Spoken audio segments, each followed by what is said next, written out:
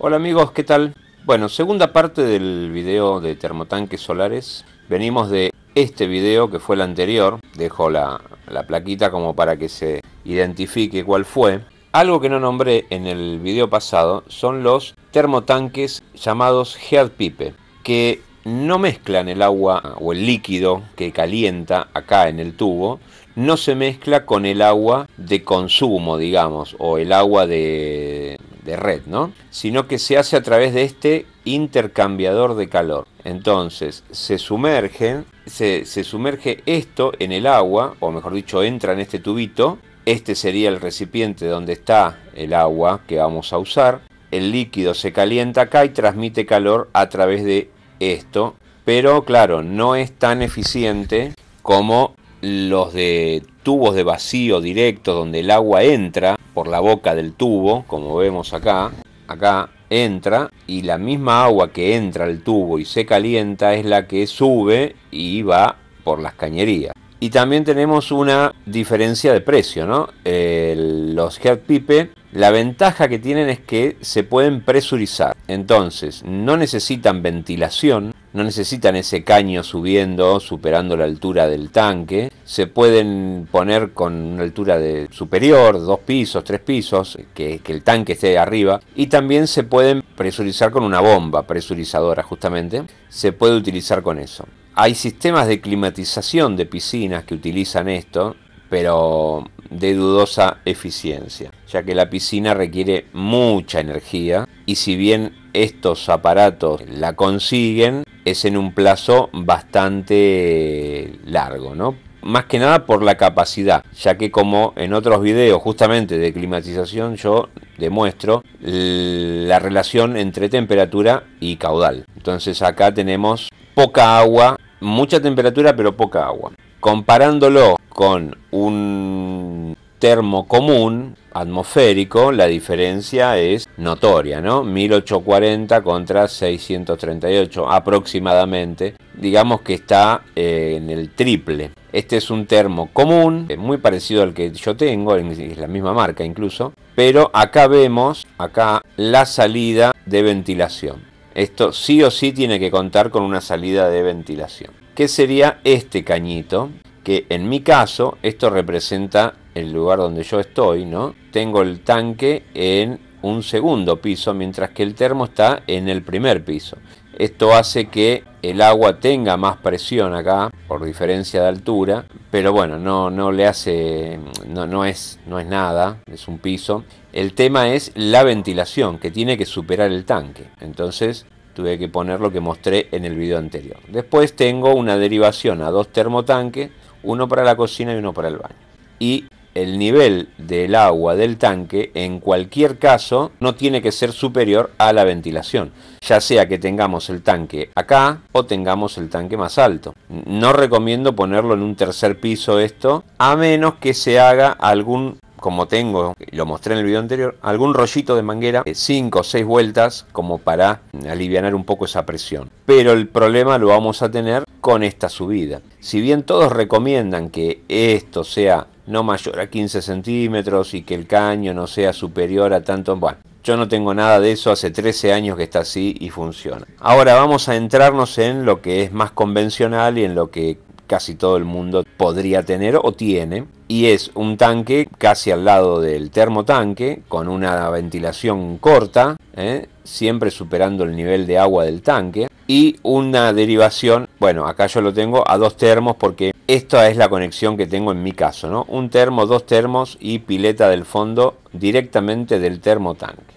Así sería como está en la mayoría de las casas. Claro, si uno lo está planificando puede hacer algunas correcciones y quizás agregar un segundo termo o poner alguna pileta que no tenga pasada por el termoeléctrico, como es este caso, que viene directo. Pero la mayoría de las casas ya está hecha y lo que hacemos únicamente es interponer este termo entre el tanque y la red domiciliaria, o sea, las conexiones que ya están en la casa. Entonces lo más común es que tengamos del tanque al termotanque y de ahí vaya a la cocina, al baño y al lavadero. Lo que va a variar acá es un intermediario del agua caliente. Obviamente, bueno, acá no es una misma bajada, ¿no? Acá, porque este no es un paso que nos interese, pero si vamos a hacer una conexión de tanque, obviamente, tanto agua fría como caliente tienen que estar por separado. Pero bueno, acá lo importante viene del termotanque para abajo. Entonces, partiendo de la conexión normal que tiene una casa, agua fría, agua caliente, vamos a conectar el termo solar. Hay casos en que el agua, o épocas en que el agua calienta demasiado a la salida del agua caliente, entonces lleva una derivación de agua fría para mezclar, ya la vamos a ver un poco más adelante, esta válvula, para mezclar y que el agua que baja acá no sea tan directa con esa temperatura que puede dañar caños y eso. Bueno, en mi caso no pasa, yo no tengo esta válvula, entonces se enfriaría un poco y baja tibia, digamos, ¿no? O una temperatura un poco más normal. En mi caso yo no tengo esa válvula. Y en los que pueden hacer esta conexión, la verdad que es interesante, porque hay piletas, por ejemplo la del lavadero, donde el agua caliente prácticamente no se usa para lavar. Nadie lava la ropa con agua caliente por temas de la ropa misma, y nadie lava las cosas de noche. Son piletas que no se usan, y de día pueden contar con el termo solar. Obviamente tiene que tener un mezclador porque en verano se pueden quemar.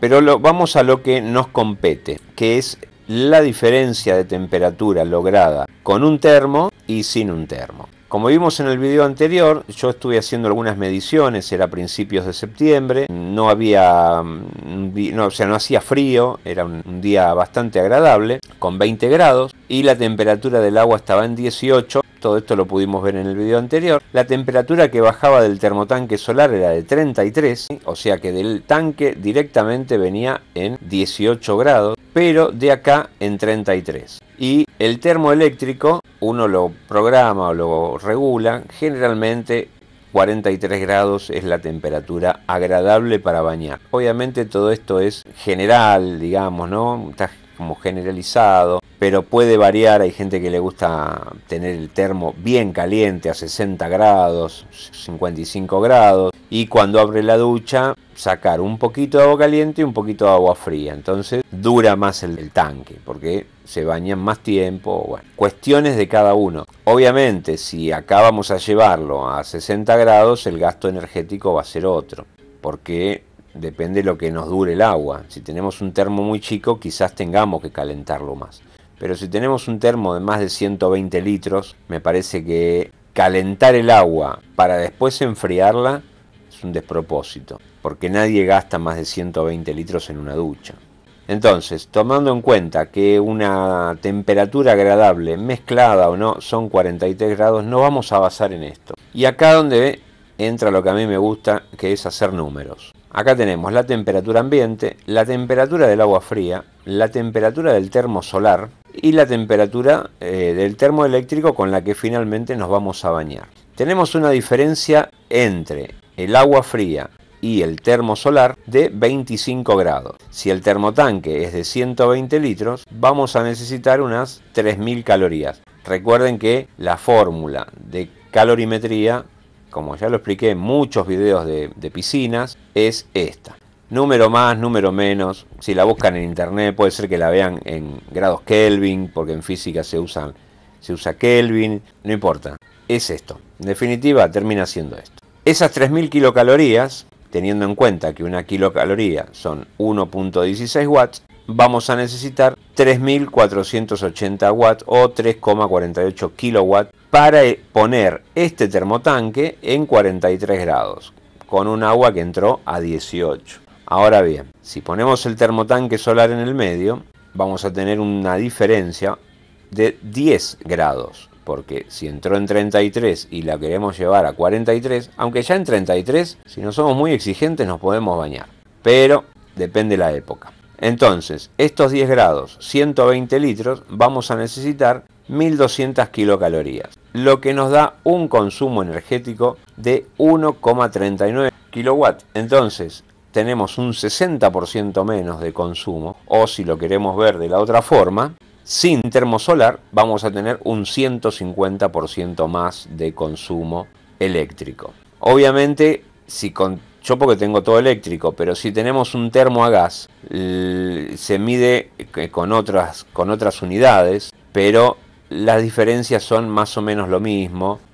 Así que ya sea de gas o sea de electricidad, el porcentaje es el mismo, ¿sí? O es muy parecido. ¿Por qué? Porque no estamos hablando de precios, estamos hablando de energía. Entonces, los 120 litros en los dos casos necesitan las mismas kilocalorías. Lo que puede variar es qué es más barato, si el gas o la electricidad, pero eso no viene al caso. Acá viene al caso el tema de la energía. Esto nos va a dar al mes 104 kilowatts o 41. Claro que esto es en un mes óptimo, en que todos los días haya sol, pero tengamos en cuenta que esto es por cada vez que se llena el tanque, el termotanque. Si en el día lo llenamos 2, 3 veces, o se usan 120 litros, o son muchos de familia, y cada vez que se baña uno vacía un termotanque, y bueno, es un tema. Ahora, eso fue a principios de septiembre.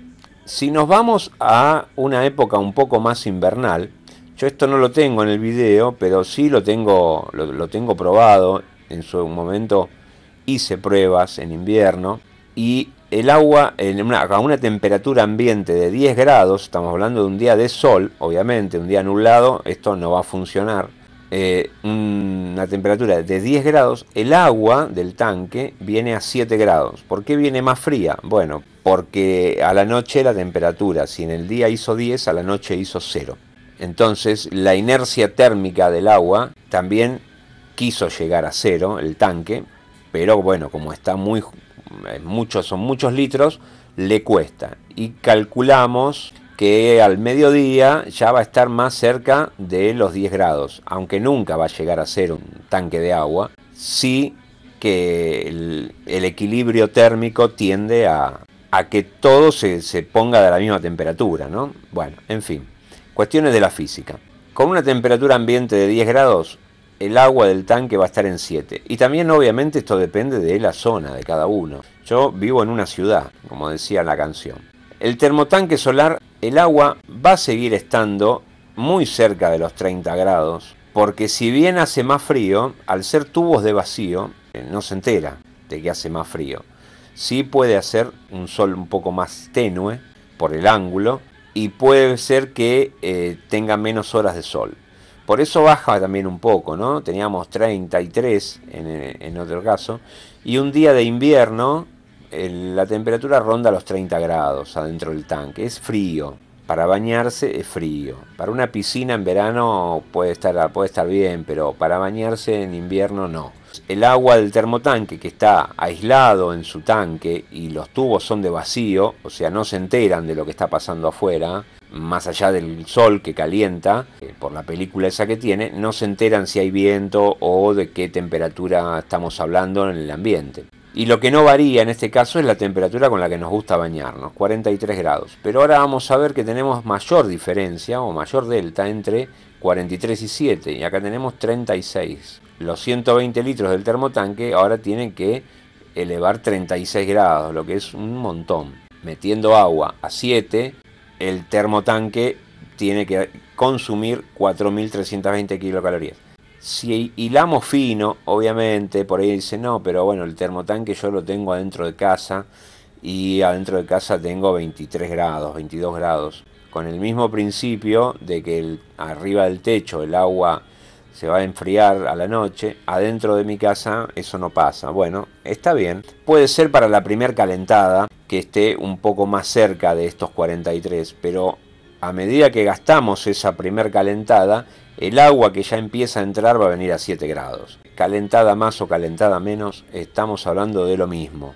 Vamos a tener un consumo para esos 120 litros de 5 kilowatts aproximadamente. Ahora, si usamos el termo eléctrico con un termo solar en el medio, ya la diferencia es de 13 grados. Vamos a necesitar solamente 1,81. No es mucha la diferencia con respecto al verano, es un 64% menos. Luego lo que sería un 177% más de consumo si no lo tuviéramos. Depende cómo uno lo quiera ver. Obviamente, como dije antes, esto es por cada vez que se vacía el tanque.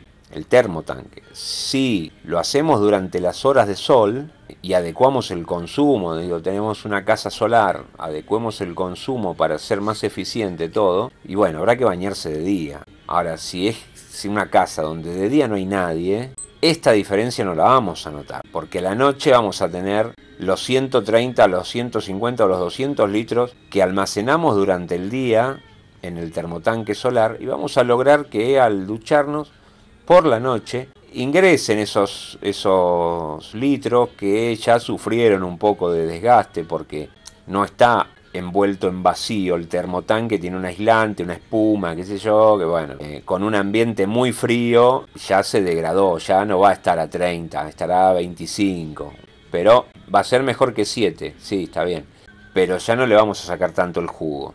Ahora, si es una casa que tiene consumo diario, obviamente tener un termotanque solar va a ser más beneficioso, ¿no? Eso por un lado. Y también adecuar el consumo o los hábitos. Si tenemos paneles solares donde está bueno tener un autoconsumo, pero de día no hay nadie, y bueno, los paneles solares, a no ser que se esté volcando a la red y vendiéndolo, los paneles solares van a estar ahí y nadie le va a dar uso. La heladera y alguna que otra cosa. Ahora, si estamos todo el día, como es mi caso, que acá somos 3 personas todo el día, todos los días, entonces durante el día sí se puede gestionar esa producción de energía, utilizarla, no sé, cocinar, o si se pensaba hacer algo grande, cocinarlo de día, o utilizar más horas de filtrado de piscina de día que por la tarde o la mañana, en fin, todas esas cuestiones, o lavar la ropa, ¿no? Más a pleno día, bueno, todas esas cuestiones que hacen el aprovechamiento del sol. Y acá tenemos la válvula que habíamos visto en alguna placa anterior, que no es más que una canilla o una válvula de 3 vías con un regulador, donde por un lado metemos el agua fría, o mejor dicho, está conectado al agua fría, porque no quiere decir que esté pasando siempre agua fría. En el otro lado se conecta el agua caliente y a la salida vamos a tener un agua tibia. Depende de la regulación que le demos. Supongamos que tenemos 65 grados. En invierno esta válvula directamente no va a funcionar, porque a 30-33 grados el agua va a pasar directo como viene. Pero cuando empieza a recrudecer un poco el calor, es probable que se llegue a 65, 75, 80, y por eso está la ventilación también, ¿no? Depende de las zonas, depende de un montón de cuestiones. O por lo menos a generar vapor, no sé si a hervir, pero a generar vapor. La válvula mezcladora lo que hace es justamente eso, que salga un agua un poco más tibia. Tenemos un agua de 65, la fría en 25, recordemos que esto pasa en verano, y en verano el agua ya no viene tan fría, la fría, y bueno, vamos a tener, según la regulación que hagamos acá, vamos a tener un agua, o sea, de 40 grados, que puede ir directo a la ducha o puede ir a un termotanque. Y de eso vamos a hablar ahora. Tenemos la conexión tradicional, entrada de agua fría, agua caliente, todo el mundo tiene un termotanque así. Bueno, acá estaría faltando la válvula, pero bueno, esas son cuestiones que no vienen al caso. Cuando ya contamos con un termotanque solar, lo que se recomienda hacer acá es un bypass, que no siempre tiene que estar habilitado. Siempre lo vamos a tener funcionando así. Entra el agua fría, sale agua caliente. O entra el agua tibia, ya digamos precalentada, y sale por este lado. Pero ¿qué pasa? Si cerramos la llave de paso que entra al termo y abrimos el bypass, podemos usar directamente el agua que viene del termotanque. Si tenemos estos hábitos, si podemos bañarnos en horas de sol, no hace falta usar el termotanque. Entonces ya directamente esto se apaga. Es un poco engorroso tener que apagarlo, por eso yo nunca lo desconecto, porque no todos los días hay sol. Entonces si tenemos un día de lluvia hay que estar enchufando, desenchufando, enchufando, desenchufando. Lo mejor es dejarlo conectado y que, bueno, que se regule sola el agua, ¿no? Que entre más caliente o más fría, pero que este termotanque siempre nos entregue la temperatura agradable. Obviamente, si empieza a entrar agua más caliente de la que sale, si acá sale a 43 porque estuvo funcionando a 43, pero entra a 60, en algún momento se va a mezclar y va a salir un poco más caliente. Esto puede ser útil si tenemos un termoeléctrico y se corta la luz. Y bueno, de día nos podemos bañar con el agua del termotanque solar. Si acá tenemos el agua que entra muy caliente, directamente este bypass lo cerramos y dejamos que el agua entre acá, se almacene el termotanque nos va a estar entregando 43 porque lo teníamos seteado en 43. El agua caliente que está entrando, supongamos, no sé, a 60, no va a ir a la ducha. Se va a empezar a entremezclar acá. Obviamente va a subir y va a empezar a ir a la ducha. Entonces vamos a notar que en vez de estar bañándonos y que el agua se vaya enfriando, sino que se va a ir calentando. Pero muy gradualmente porque está pasando a través del termotanque. Y también podemos aprovechar, además de los litros que tenemos en el techo, los litros del termotanque como para hacer un almacenamiento nuevo. Por ejemplo, si estamos en casa de día y alguien usa el agua caliente, bueno, estos 120 litros se van a llenar con agua caliente del sol. Y mientras tanto en el techo se van a estar calentando otros tantos litros, ¿no? Depende del tamaño que tengamos, del termotanque solar. Pero alguien se bañó, consumió agua, pero acá dejó ya agua lista para usar sin tener que gastar energía en el termo este, ya sea eléctrico o de gas. Mientras tanto se sigue calentando el agua en el techo. En definitiva, miremos como lo miremos, el termotanque solar es pura ventaja. Lo recomiendo 100%. No recomiendo una marca, cada uno compre el que más le convenza por tamaño, por precio, por facilidad de pago, por cercanía con el vendedor, no sé. Yo tengo el Izuma Solar hace 13 años y ya está bastante estropeado en la parte exterior, alguna que otra goterita, pero todavía sigue dando sus frutos. Así que bueno, amigos, eso fue todo por este video. Recuerden que mi trabajo es la climatización solar de piscinas. Pueden ubicarme por mail o en Google Maps para ver algunas reseñas de clientes que tengo en otros países, acá en Argentina también, un montón. Y o si no, escribirme a solarheadargentina@gmail.com. Espero que les sirva mi experiencia en esto, mi aporte, y nos estamos viendo. Muchas gracias y hasta la próxima.